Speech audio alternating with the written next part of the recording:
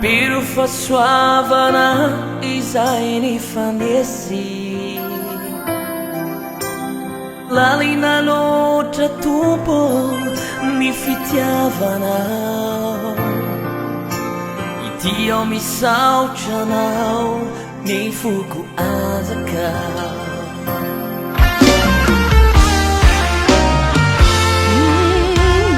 Zany fitiavanao de tsy vorefy pero fasoavanao izay nifanesy lalina loatra tompo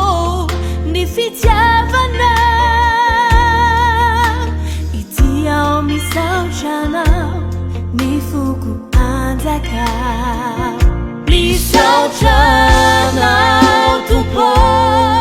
no ny fitiavanao midera anao tompo mamindra foy anao ny fitahianao mitobaky isan'andro hideranao isan'andro isan'andro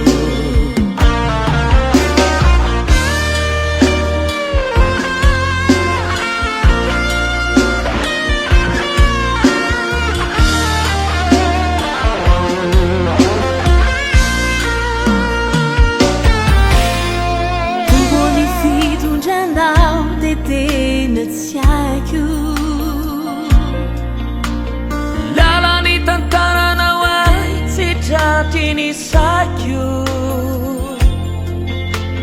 kanezo quantoka de manantenana ino ny hoavy kokoa eo an-tanana